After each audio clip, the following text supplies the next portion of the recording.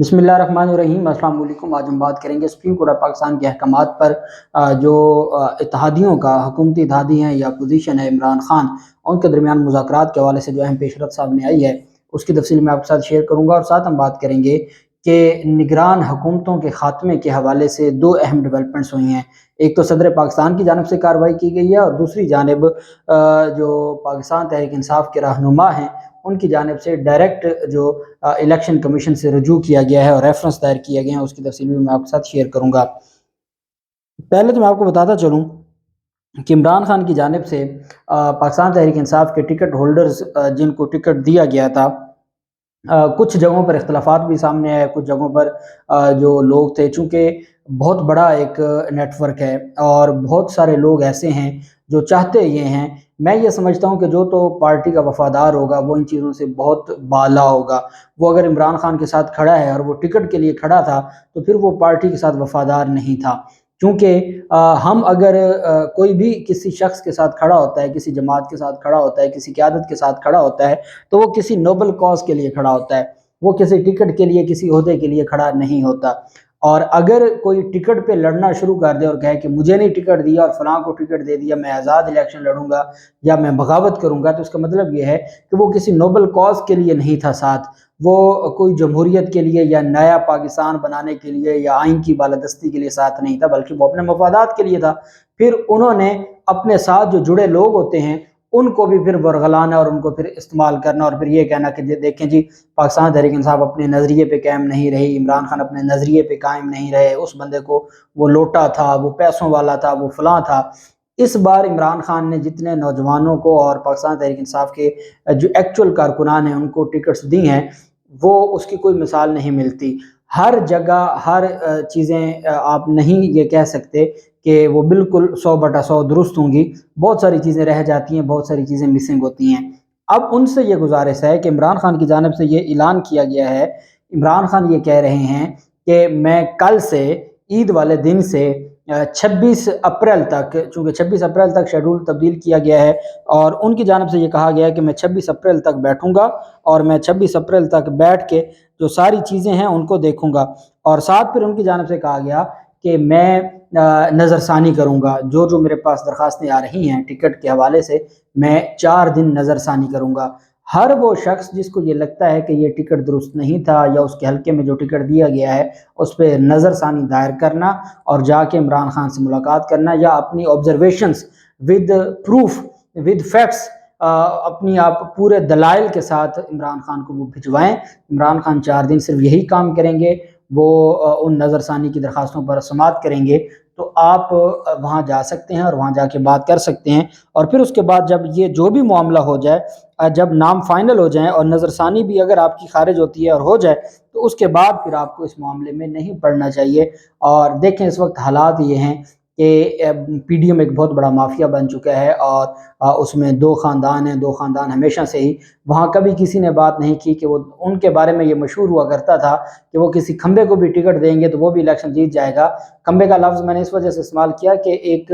जो जानवर का लफ्ज़ इस्तेमाल किया जाता है तो वो मैं इस्तेमाल करना नहीं चाहता था। तो वो तो इस तरह के लोग थे और इमरान खान ने पहली बार जो विनिंग हॉर्सेस थे उनको बहुत बड़ी मात दी है और अपने नौजवान लोगों को टिकट्स दिए हैं। और इमरान खान को ये लगता है कि अवाम इमरान खान के नज़रिए या इमरान खान की ज़ात या इमरान खान का जो बयानिया है उसको वोट देगी, ना कि वो वहाँ की कैंडिडेट को देखेगी, वो सिर्फ बल्ले को देखेगी। और अगर कुछ लोग इस तरह की चीज़ें पैदा करने जा रहे हैं, पाकिस्तान मुस्लिम लीग नून ने टिकट इस वजह से नहीं दिए थे। पाकिस्तान मुस्लिम लीग नून यह समझती है कि जो किसी भी हलके में आला पाए के 4 कैंडिडेट थे, वो चारों उम्मीदवार थे इमरान खान के, टिकट किसी एक को मिलना है। उसके बाद कुछ तो हैं जो बैठ जाएंगे, बाकी आज़ादाना इलेक्शन लड़ने की बात करेंगे। तो अब मुस्लिम लीग नून ने उनसे राब्ते शुरू कर दिए हैं कि अब जो मुस्लिम लीग नून का टिकट लेगा, अब इसमें भी ये भी हो सकता है कि मुस्लिम लीग नून उनको पीछे से पैसा दे, पैसा मुस्लिम लीग नून का हो, वो आज़ाद इलेक्शन लड़े और वो सिर्फ इस वजह से इलेक्शन लड़े कि मैं इमरान खान के तो साथ हूँ,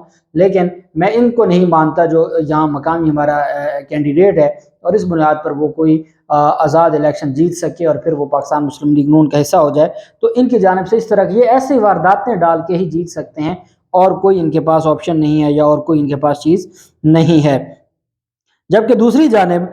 جو ایک خط لکھا گیا ہے، اور یہ خط لکھا گیا ہے الیکشن کمیشن کو، الیکشن کمیشن آف پاکستان کو، چیف الیکشن کمشنر کو اور تمام ممبران کو، failure of the election commission of Pakistan to conduct elections in the provinces of Punjab and Khyber Pakhtunkhwa in terms of Article 218(3) read with Article 220 of the Constitution of the Islamic Republic of Pakistan, which has led to countrywide turmoil and deviation. کہ کہا گیا کہ election commission کو کہا گیا کہ آپ بری طرح ناکام ہو چکے ہیں انتخابات کروانے میں. Provision of information under article 90A of the constitution of Islamic republic of Pakistan read with the right of access to information. Sheikh Rashid کی جانب سے یہ درخواست دائر کی گئی ہے. دوسرے اس میں پیٹیشنر ہیں منیر احمد. اس میں جو استدعا کی گئی ہے، in view of the aforementioned facts and circumstances since 90 days have elapsed, hence the caretaker setup according to the constitution has ceased to exist. کہ 90 دن کا جو ہے وہ، چونکہ کل 22 اپریل ہے، 22 اپریل کو 90 دن پورا ہو جائے گا اور یہ کیئر ٹیکر سیٹ اپ ختم ہو جائے گا. تو شیخ رشید کی جانب سے، پاکستان تحریک انصاف کے مین اتحادی کی جانب سے یہ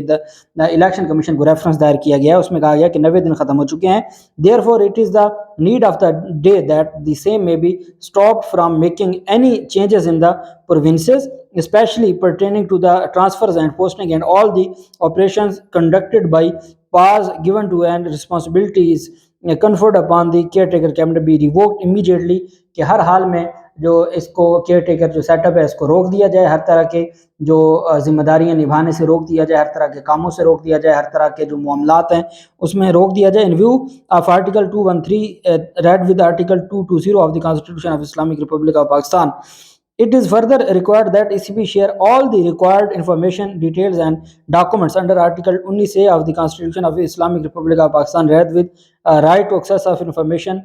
for the public at large in the interest of justice, equity and fair play. کہ نہ صرف آپ ان کو روکیں بلکہ آپ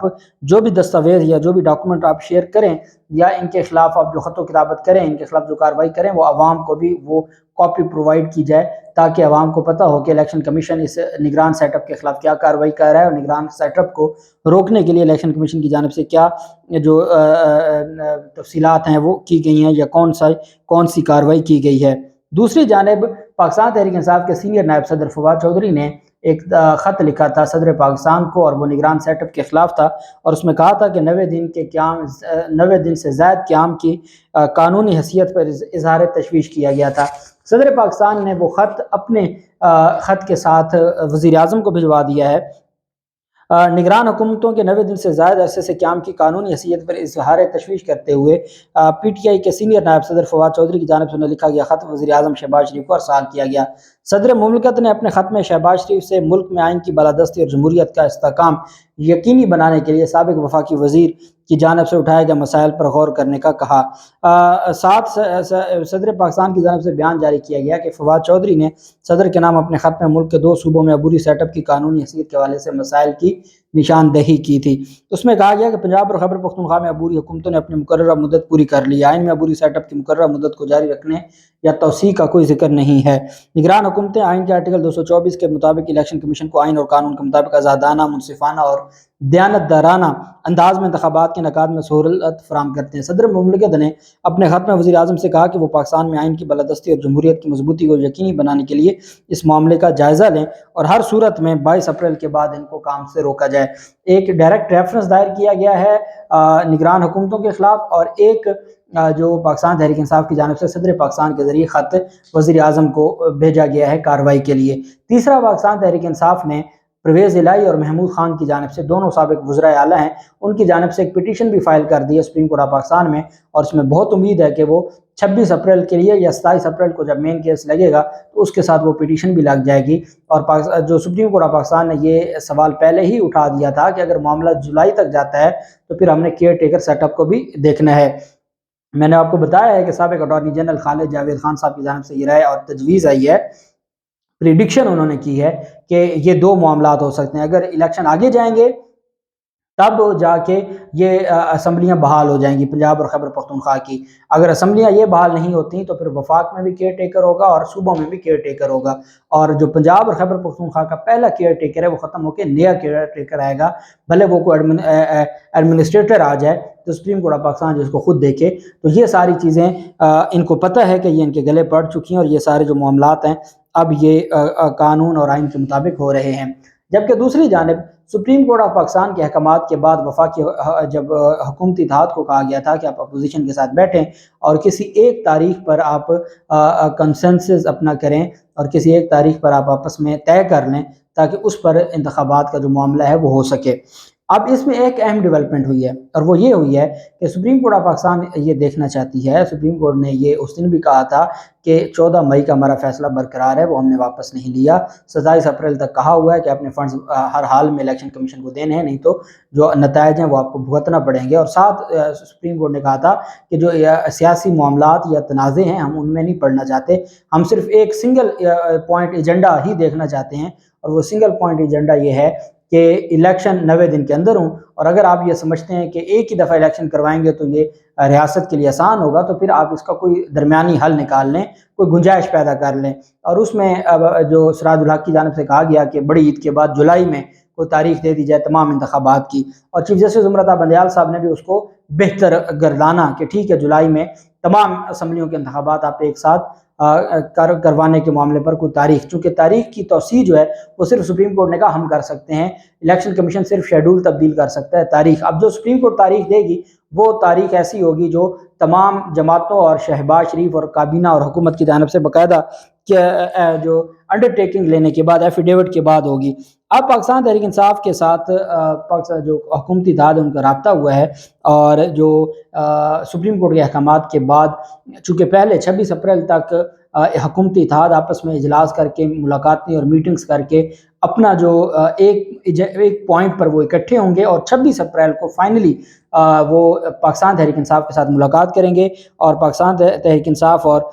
جو حکومتی اتحاد ہے ان کے درمیان 26 اپریل کو طے پا گیا ہے کہ وہ ملاقات کریں گے، اور اسی شام 26 اپریل ہی کو اتحادی جماعتوں کا سربراہی اجلاس ہوگا، اس میں پہلے اتحادی جماعتیں ڈیسائیڈ کریں گے اور پھر اسی شام تحریک انصاف کے رہنماؤں سے ملاقات ہوگی۔ تب تک پاکستان تحریک انصاف بھی آپس میں مشاورت کر لے گی اور حکومتی اتحاد بھی کر لے گا، اور